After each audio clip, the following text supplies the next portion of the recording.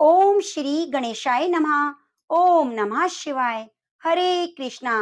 कान्हा जी की कृपा आप सभी भक्तों पर बनी रहे। आपका दिन शुभ और मंगलमय हो। आज कार्तिक मास की पूर्णिमा तिथि है और आज कार्तिक मास का समापन हो जाएगा। तो आज की पूर्णिमा को त्रिपुरारी पूर्णिमा के नाम से जाना जाता है। कार्तिक पूर्णिमा के दिन कथाओं को सुनना, स्नान दान तप करना, दीप जलाना, इन सब का बहुत ही पुण्य मिलता है। तो आज मैं आपको सुनाने जा रही हूँ कार्तिक पूर्णिमा की संपूर्ण कथा। आप सभी भक्त कथाओं को पूरा पूरा जरूर सुनना। कथा सुनाने से पहले आप सभी का दिल से धन्यवाद कि आप हमारे चैनल पर प्रसारित कथाओं को बड़ी श्रद्धा से सुनते हैं और कमेंट बॉक्स में भगवान के प्रति अपनी आस्था को व्यक्त करते हैं। भगवान लक्ष्मी नारायण भोलेनाथ आपकी मनोकामनाओं को पूरी करें। आपसे निवेदन है आप इसी तरह से हमारे चैनल को अपना सहयोग और प्यार देते रहना। रोज की कथाओं को जरूर जरूर सुनना।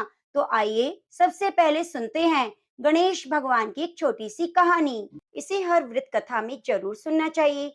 एक गांव में एक डोकरी रहती थी। मतलब कि वह एक वृद्ध औरत थी। उसकी बहू थोड़ी सी पागल जैसी बावली थी। उसे भूख बिल्कुल भी सहन नहीं होती।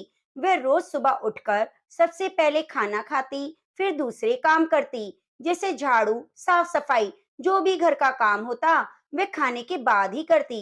एक दिन उनके यहाँ पूजा होनी थी और पूजा के लिए खाना बनाना था। तो वृद्धा ने सोचा यह तो सुबह उठकर सबसे पहले खाओ खाओ करेगी और सारा खाना खा डालेगी। तो वृद्धा ने एक उपाय सोचा कि पहले के समय में कुएं से पानी भरकर लाते थे। तो वृद्धा ने क्या किया कि उसने पानी के मटके के नीचे एक छोटा सा छेद कर दिया और बहू से कहा, आज पूजा है, तू सुबह से खाओ खाओ मत करियो, तू पहले पानी भर ला, फिर कुछ खा लियो। बहू ने सास से कहा, ठीक है माँ जी। वह पानी भरने के लिए चली गई। बहू भी थोड़ी सी समझदार थी। उसने देख लिया कि पहले ही सासू ने मटकी में छेद कर दिया है। तो उसने क्या किया, जब वह घर से निकली तो उसने साड़ी में आटा बांध लिया और बहू पानी भरने कुएं पर आई। उसने वहां पर सबसे पहले अपनी साड़ी में बंधा हुआ आटा निकाला, फिर पनघट पर उसे गूंद लिया और उसकी बाटियां बना ली। वहीं गांव में पास में कुआं था, वहीं पास में शमशान भी था। तो एक मुर्दा जलाया जा रहा था। तो उसकी आंच पर उसने बाटियां सेक ली। वहीं पास में गणेश जी का मंदिर था। गणेश जी को चोला चढ़ाया गया था। तो गणेश जी की जोत में घी लगा हुआ था। उसने घी से बाटियां चिपड़ी और एक बाटी गणेश जी को भोग लगाकर उसने वह बाटी खा ली। उसके बाद आराम से पानी भरा और फिर वह आराम से अपने घर चली गई। इधर गणेश जी क्रोधित होते हुए नाक पर अपनी उंगली चढ़ा ली और उसके बाद कोई उधर से निकला। तो उसने देखा कि गणेश जी ने नाक पर उंगली चढ़ा रखी है। तो उसने गांव में जाकर सबसे कह दिया कि गणेश जी ने नाक पर उंगली चढ़ा ली है। अब गणेश जी की नाक से उंगली उतारने के लिए सबने बहुत प्रयास किए। कोई गणेश जी का पाठ करता, कोई हवन करता, कोई जाप करता, लेकिन गणेश जी तो नाक पर उंगली लगाए हुए थे। उन्होंने हटाई नहीं। अब यह बात धीरे धीरे राजा तक पहुंच गई कि गणेश जी ने नाक पर उंगली चढ़ा ली है। राजा ने बड़े बड़े पंडित और ज्योतिषी बुलाए, सब कुछ कर लिया, पर गणेश जी नाक से उंगली नहीं हटा रहे। अब राजा ने पूरे राज्य में मुनादी करा दी कि जो भी गणेश जी की नाक पर से उंगली हटवाएगा तो उसे 5 गांव दिए जाएंगे। अब राज्य में सभी लोग अपनी तरफ से प्रयास करने लगे। गणेश जी ने फिर भी नाक से उंगली नहीं हटाई। अब थक हार गए। आखिर में डोकरी बोली, माँ जी अगर आप कहो तो मैं गणेश जी की नाक से उंगली हटा सकती हूँ। तो वृद्धा हंसने लगी कि बड़े बड़े पंडित ज्योतिषी गणेश जी की नाक से उंगली नहीं हटा पाए, तू हटा देगी। बाबली, तू कैसे हटाएगी। तभी एक आदमी ने कहा कि इसे भी एक बार मौका दे दो, इसको भी प्रयास करने दो, देखते हैं क्या होता है कि गणेश जी नाक से उंगली हटाते हैं या नहीं। चल तू भी एक बार कोशिश कर ले। बहू ने कहा कि मेरी एक शर्त है, मेरे घर से गणेश जी के मंदिर तक एक बड़ा सा पर्दा लगाया जाए। तो लोगों ने कहा ठीक है और घर से मंदिर तक पर्दा लगवा दिया गया।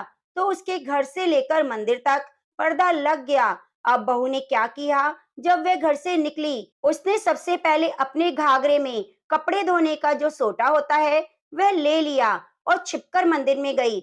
मंदिर में सोटा निकालकर गणेश जी से बोली, क्यों रे गणेशा, क्या बात है, आटा मैं अपने घर से लाई, पनघट से पानी लेकर उसको गूंदा और मरघट पर मुर्दा जल रहा था तो वहां पे जाकर बाटी बना ली। तेरी तौन से जरा सा तो घी लिया था तो तुझे भी तो दी मैंने बाटी खाने को, फिर तूने नाक पे क्यों उंगली चढ़ाई?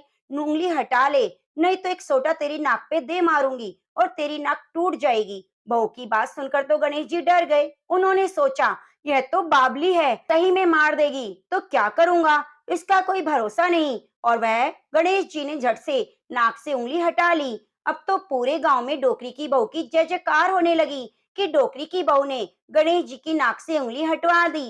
राजा ने अपने आदेश के अनुसार 5 गांव बहू को दे दिए। हे गणेश जी महाराज, जैसे आपने डोकरी को बहू को दिया वैसे सबको देना। कहानी कहने सुनने वाले, हुंकारा भरने वाले को देना। कथा अधूरी हो तो पूरी करना, पूरी हो तो मान रखना। इस कथा से पता चलता है कि भगवान अपने भक्त की सच्ची भक्ति से ही रिझते हैं। तो प्रेम से बोलिए गजानन की जय हो। अब आइए सुनते हैं पूर्णमासी की कथा।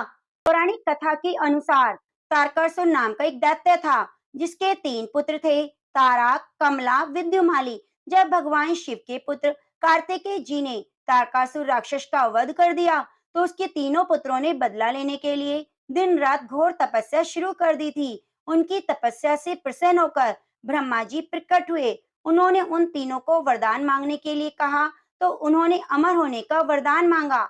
ब्रह्मा जी की यह बात अच्छे से जानते थे कि यदि उन्हें वरदान दे दिया गया तो वे अपनी शक्तियों का गलत इस्तेमाल करेंगे, सभी को परेशान करेंगे। इसीलिए उन्होंने यह वरदान देने से साफ मना कर दिया।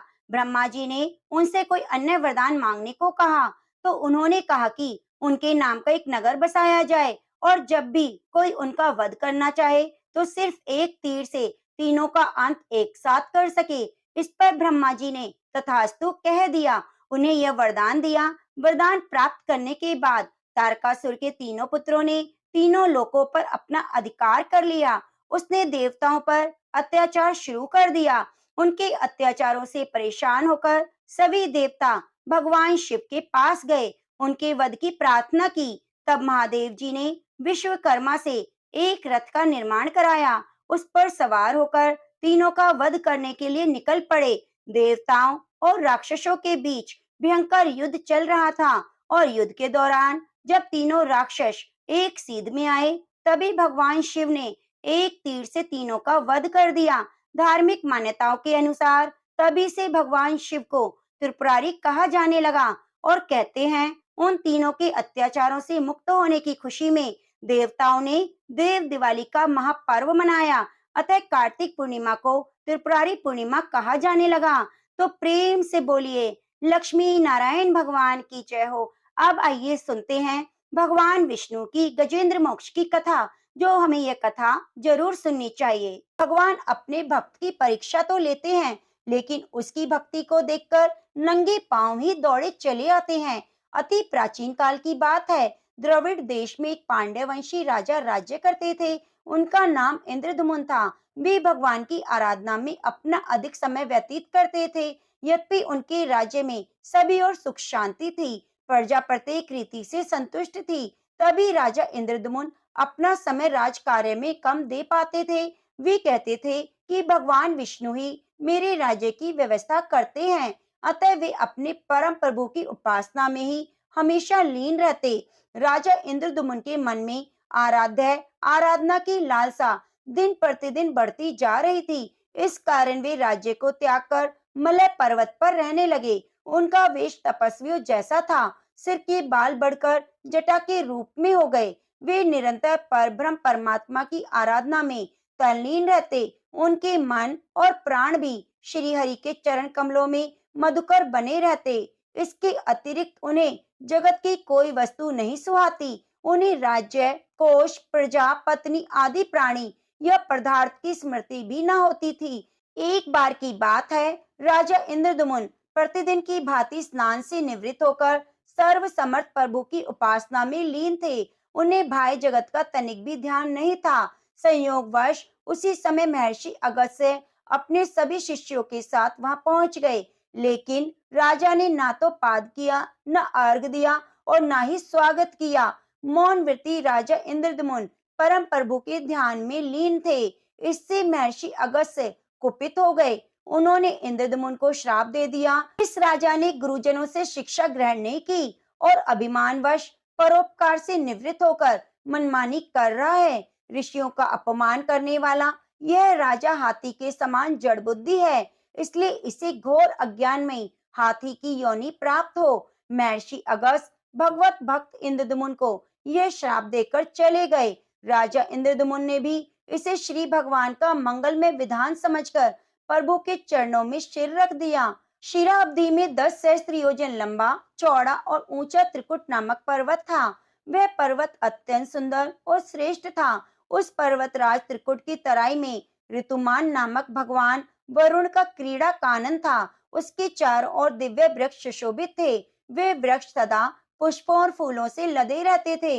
उसी क्रीड़ा कानन ऋतुमान के समीप पर्वत श्रेष्ठ त्रिकुट के गहन वन में हथिनियों के साथ अत्यंत शक्तिशाली और अमित पराक्रमी गजेंद्र रहता था। एक बार की बात है, गजेंद्र अपने साथियों सहित प्यास की तीव्रता से व्याकुल हो गया। वह कमल की गंध से सुगंधित वायु को सूंघकर एक विशाल सरोवर के तट पर जा पहुंचा। गजेंद्र ने उस सरोवर के निर्मल, शीतल और मीठे जल में प्रवेश किया।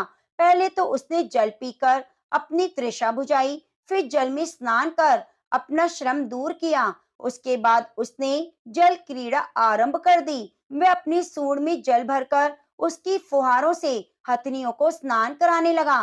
तभी अचानक गजेंद्र ने सूंड उठाकर चित्कार की। पता नहीं किधर से एक मगर ने आकर उसका पैर पकड़ लिया। गजेंद्र ने अपना पैर छुड़ाने के लिए पूरी शक्ति लगाई, परंतु उसका वश नहीं चला, पैर नहीं छूटा।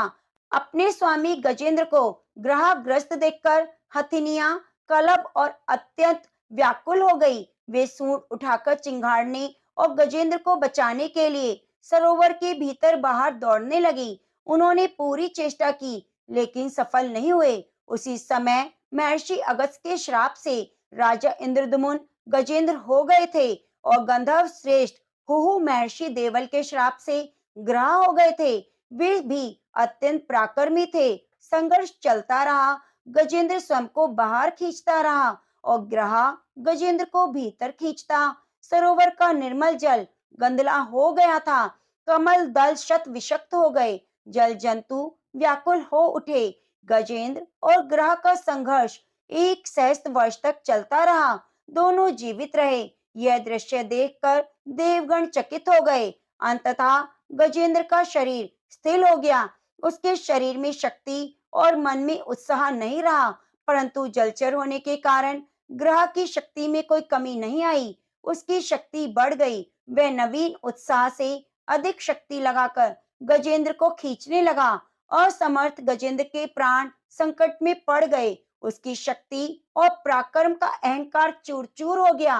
वह पूर्णतया निराश हो गया, किंतु पूर्व जन्म की निरंतर भगवत आराधना के फलस्वरूप उसे भगवत स्मृति हो आई। उसने निश्चय किया कि मैं कराल काल के भय से चराचर प्राणियों के शरण सर्व समर्थ प्रभु की शरण ग्रहण करता हूँ। इस निश्चय के साथ गजेंद्र मन में एकाग्र कर पूर्व जन्म में सीखे श्रेष्ठ स्तोत्र द्वारा परम प्रभु की स्तुति करने लगा। गजेंद्र की स्तुति सुनकर भगवान विष्णु प्रकट हो गए और गजेंद्र को पीड़ित देखकर भगवान विष्णु गरुड़ पर आरूढ़ होकर अत्यंत शीघ्रता से उक्त सरोवर के तट पर पहुंचे। जब जीवन से निराश और पीड़ा से छटपटाते गजेंद्र ने हाथ में चक्र लिए गरुड़ भगवान विष्णु को तीव्रता से अपनी ओर आते देखा, तो उसने कमल का एक सुंदर पुष्प अपनी सूंड में लेकर ऊपर उठाया और बड़े कष्ट से कहा, नारायण जगत गुरु भगवान, आपको नमस्कार है। गजेंद्र को अत्यंत पीड़ित देखकर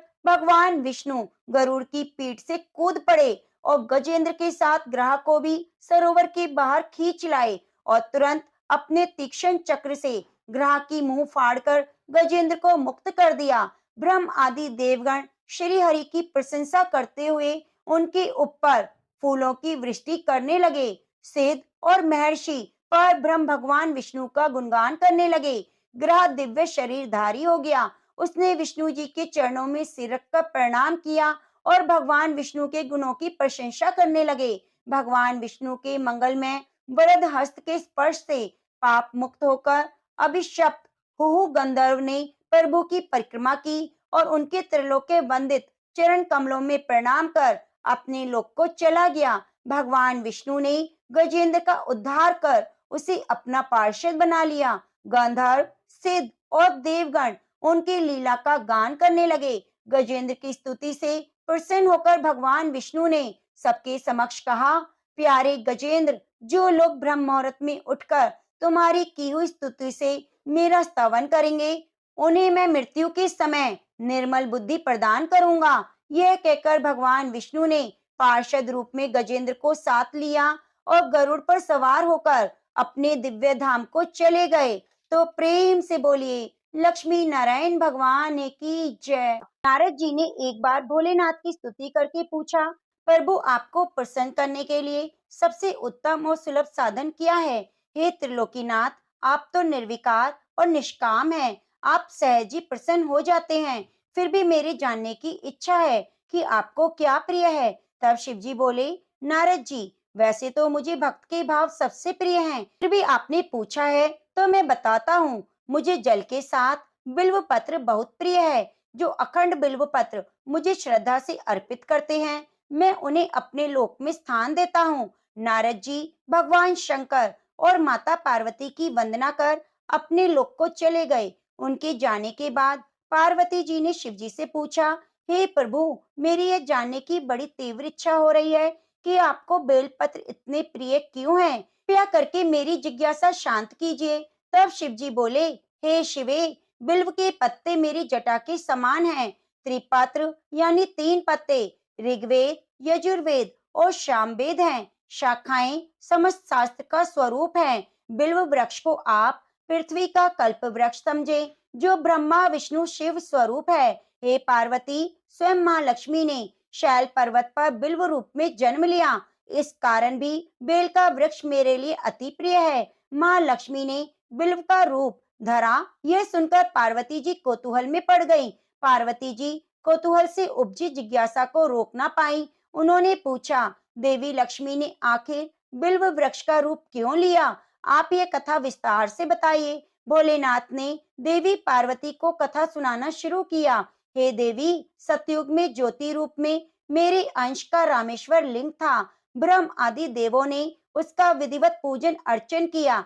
इसका परिणाम यह हुआ कि मेरे अनुग्रह से वाणी देवी सबकी प्रिय हो गई। वे भगवान विष्णु को सतत प्रिय हो गई। मेरे प्रभाव से भगवान केशव के मन में बाघ देवी के लिए जितनी प्रीति उपजी, वे स्वयं लक्ष्मी जी को नहीं भाई। लक्ष्मी देवी का श्री हरि के प्रति मन में कुछ दुर्भाव पैदा हो गया।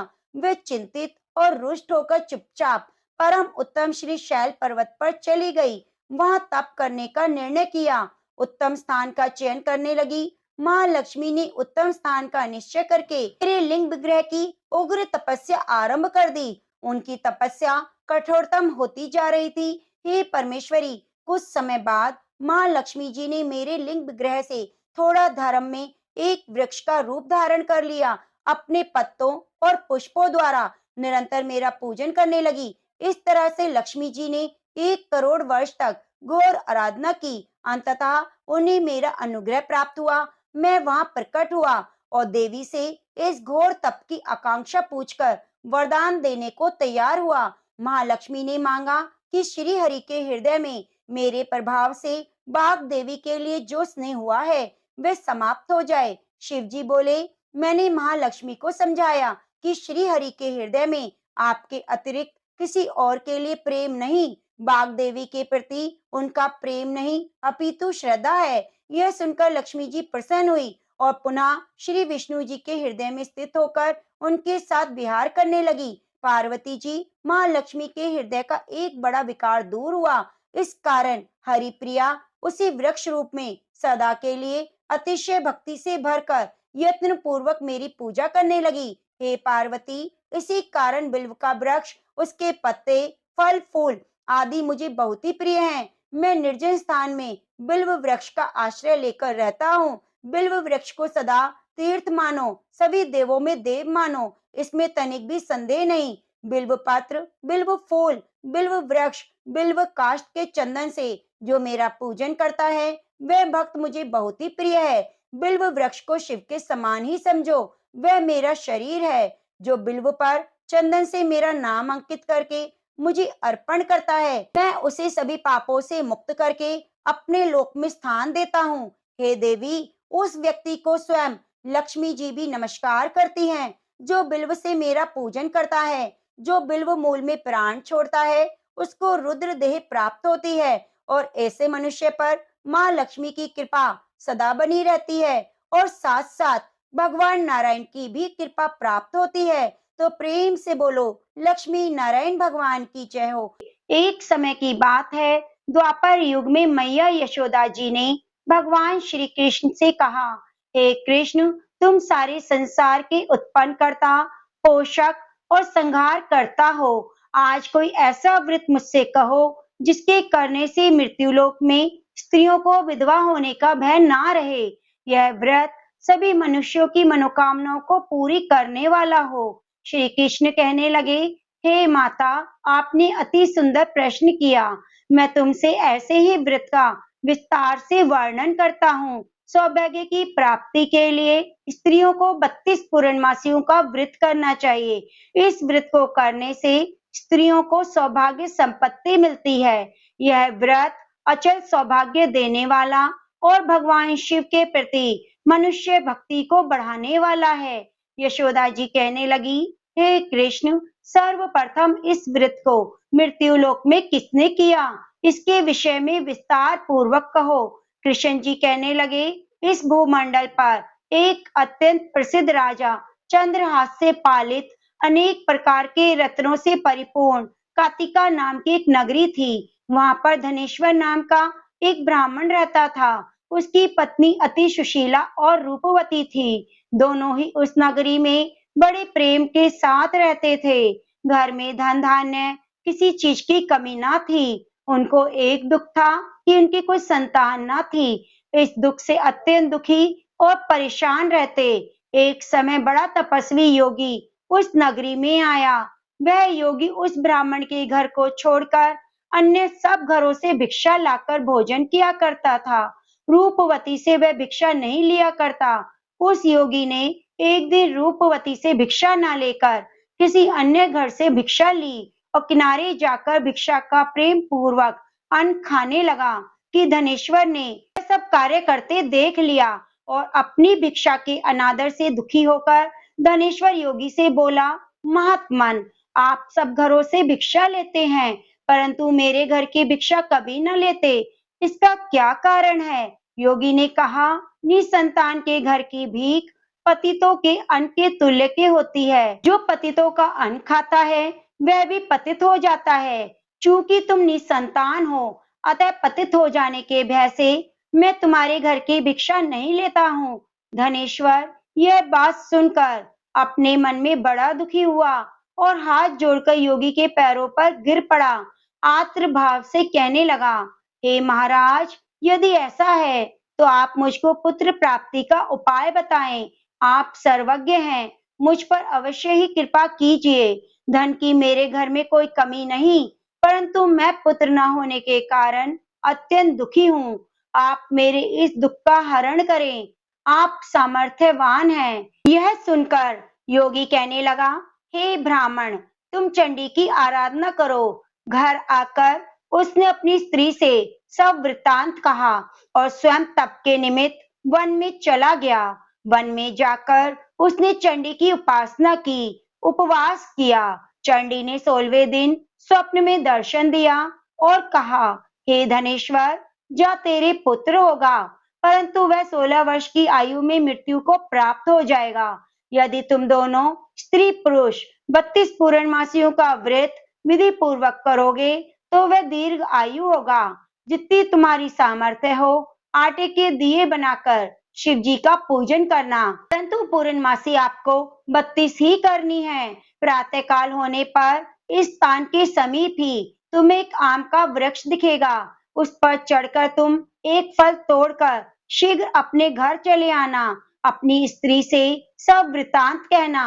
ऋतु स्नान के बाद वह स्वच्छ होकर श्री शंकर जी का ध्यान करके उस फल को खा लेगी तब शंकर भगवान की कृपा से उसको गर्व हो जाएगा।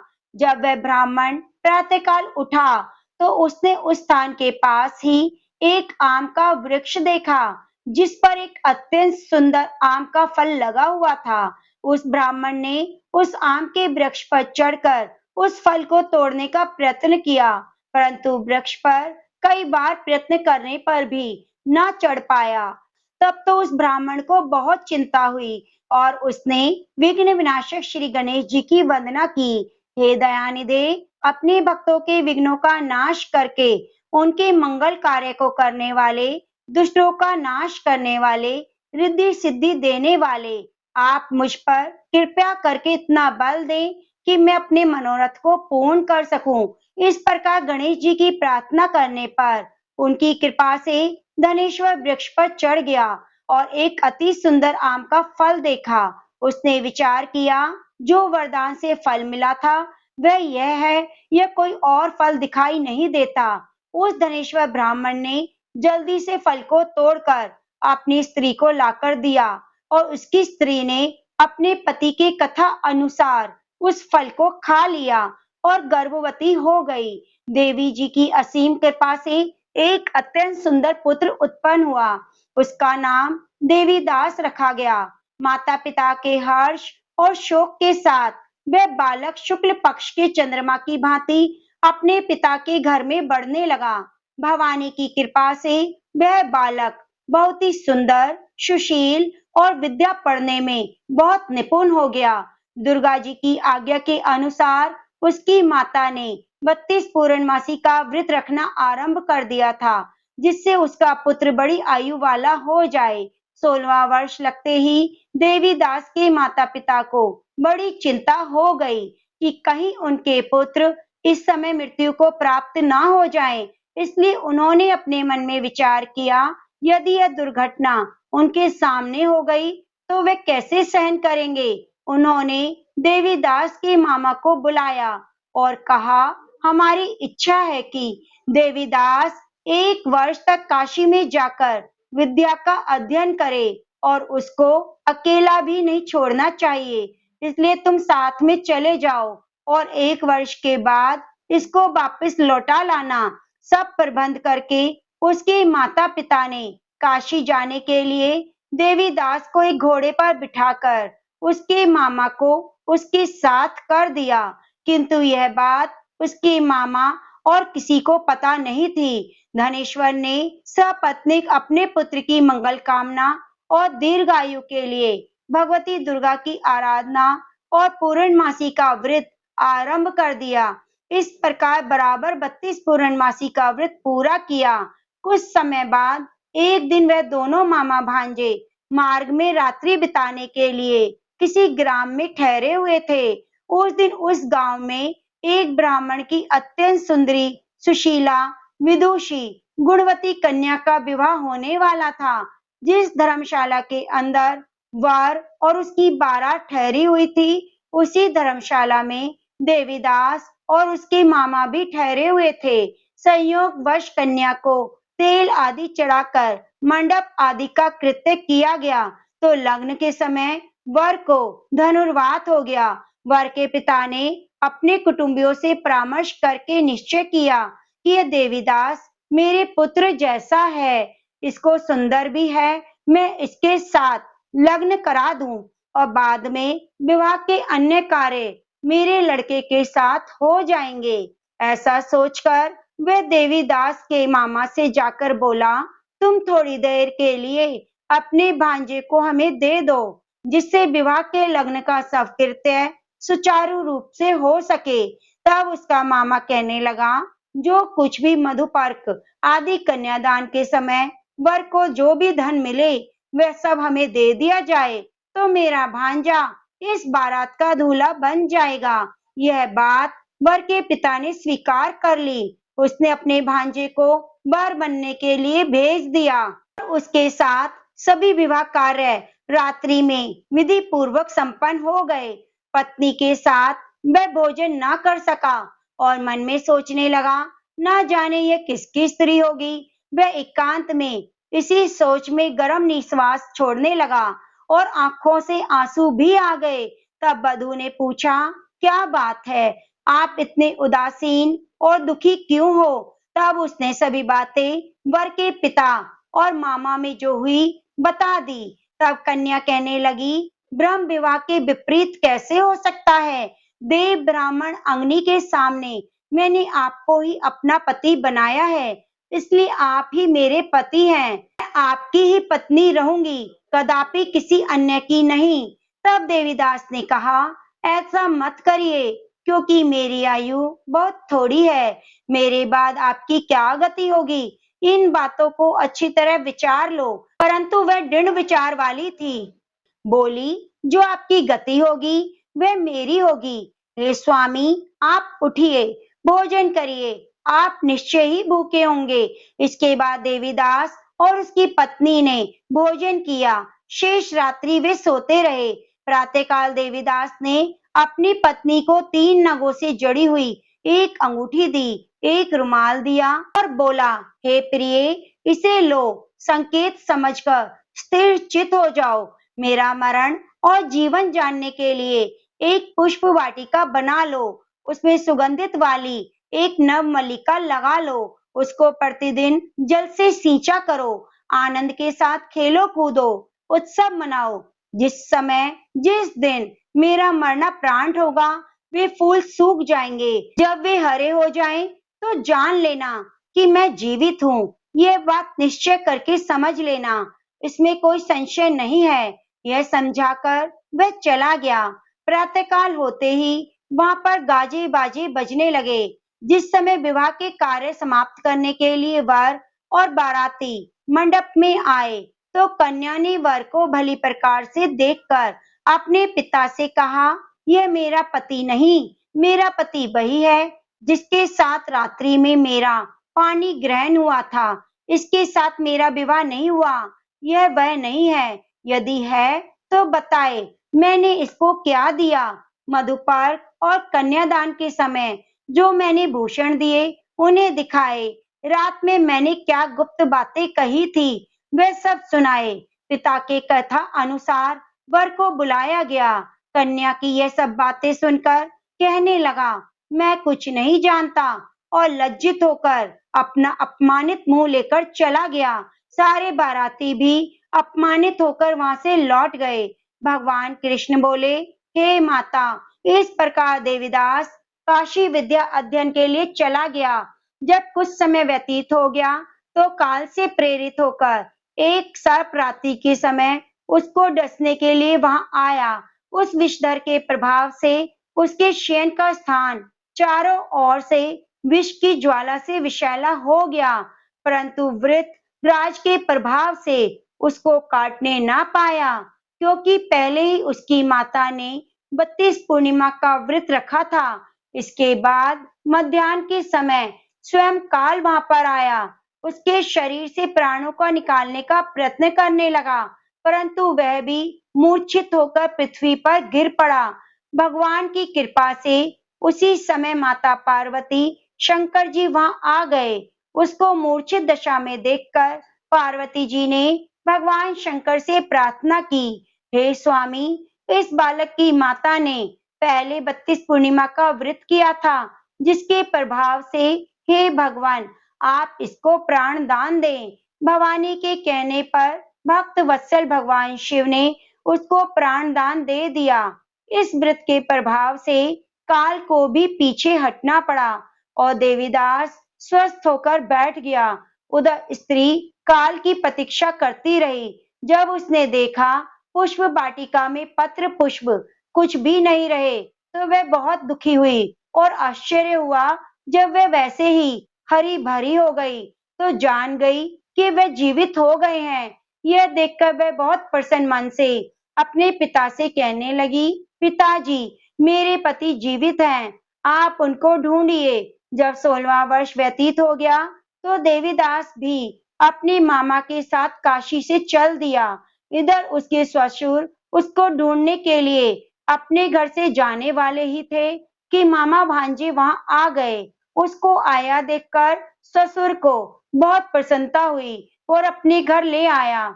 उस समय नगर के निवासी भी वहां इकट्ठा हुए और निश्चय किया कि अवश्य ही इसी बालक के साथ इस कन्या का विवाह हुआ था। उस बालक को जब कन्या ने देखा तो पहचान लिया और कहा, यही वो है जो संकेत करके गए थे। उसके बाद सभी कहने लगे, भला हुआ जो यह यहाँ आ गया, और सब नगर निवासियों ने आनंद मनाया।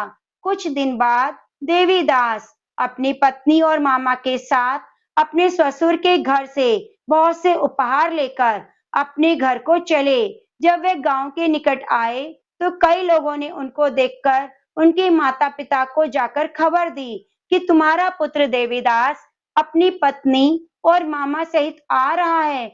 ऐसा समाचार सुनकर पहले तो उन्हें विश्वास नहीं हुआ, किंतु जब और लोगों ने आकर उनकी बात का समर्थन किया, उनको बड़ा आश्चर्य हुआ। लेकिन थोड़ी देर में देवीदास ने आकर अपने माता पिता के चरणों में सिर रखकर प्रणाम किया और उसकी पत्नी ने चरण स्पर्श किए। माता पिता ने अपने पुत्र और पुत्र वधू को हृदय से लगा लिया।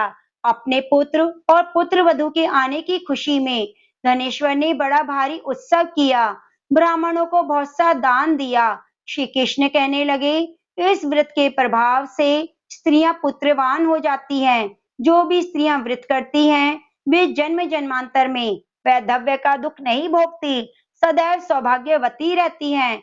यह मेरा वचन है, इसमें कोई संदेह नहीं। यह व्रत पुत्र पोत्रों को देने वाला, मनोकामनाओं को पूर्ण करने वाला है। 32 पूर्णिमाओं के व्रत करने से मृत्यु की सभी इच्छाएं भगवान शिव की कृपा से पूरी हो जाती हैं। तो सभी प्रेम से बोलो, शिव शंकर भोलेनाथ की जय हो। भक्तजनों, अब आइए सुनते हैं लपसी तपसी की कथा।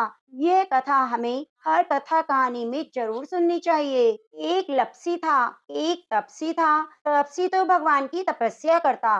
लपसी रोजाना सवा सेर का हलवा बनाकर भगवान को भोग लगाकर राली हिलाकर जीम लेता। एक दिन दोनों में झगड़ा हो गया। तपसी बोला, मैं बड़ा। तपसी बोला, मैं बड़ा क्योंकि मैं भगवान की तपस्या करता हूँ। नारद जी बोले, तुम्हारा फैसला मैं करूंगा। दूसरे दिन तपसी नहाकर आने लगा तो नारद जी ने 1.25 करोड़ का मुंदरा तपसी के आगे गिरा दिया। उसने आंखें खोलकर देखा तो मुंदरा पड़ा हुआ था। उसने उठाकर पैर के नीचे दबा लिया और तपस्या करने लगा। उधर लपसी ने 1.25 सेर का हलवा बनाकर भगवान को भोग लगाकर राली हिलाकर चीम लिया। इतने में नारद जी आए, दोनों को अपने पास बिठाया। दोनों पूछने लगे, बताओ नारद जी कौन बड़ा? नारद जी ने तपसी से कहा, अपना पाँव हटाओ। पाँव हटाते ही मुंदड़ा निकला। तब नारद जी बोले, तुमने इसे चुराया, इसलिए तुम्हारी तपस्या भंग हो गई। लपसी बड़ा है। तपसी कहने लगा, मुझे मेरी तपस्या का फल कैसे मिलेगा? नारद जी बोले, तेरी तपस्या का फल कार्तिक नहाने वाले देंगी। सब कहानी कहकर तेरी कहानी नहीं कहेंगी, कार्तिक का फल तुझे मिलेगा। धोती देकर अंगोछा नहीं देंगी तो उसका फल तुझे मिलेगा। सीधा देकर दक्षिणा नहीं देंगी, ब्राह्मण जिमाकर दक्षिणा नहीं देंगी, दीवा चास के हाथ न जोड़े तो तुझे पुण्य मिलेगा। कपड़ा देकर बटन न लगाए, दाहिने हाथ से नाड़ा बांधे तो सबका फल तुझे मिलेगा। इतना कहकर नारद जी चले गए। तो प्रेम से बोलिए, कार्तिक मास की जय हो। प्रिय भक्तजनों, अब आइए सुनते हैं तुलसी चालीसा। तुलसी महारानी करू बिन सिर नाय, जो मम हो संकट विकट दीजिए माति नशाए। नमो नमो तुलसी महारानी, महिमा अमित न जाए बखानी। दियो विष्णु तुमको सन्माना, जग में छायो सुयस महाना। विष्णु प्रिया जय जयति भवानी, तीनों लोक की हो सुख खानी। भगवत पूजा कर जो कोई, बिना तुम्हारे सफल न होई। जिस घर तब नहीं होए निवासा, उस घर करहि विष्णु नहीं बासा। करे सदा जो तब सुनित सुमरण, ते ही के काज सब होए पूरण। कार्तिक मास महात्म्य तुम्हारा, ताको जानत सब संसारा। तब पूजन जो करे कुंवारी, पावे सुंदर वर सुकुमारी।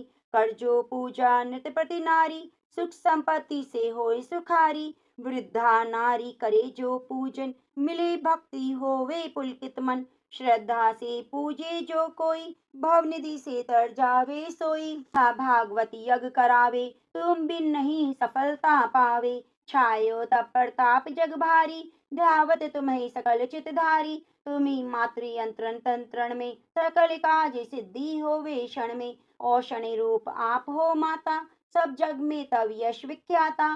देव ऋषि मुनि ओ तपधारी, करत सदा तब जय जयकारी।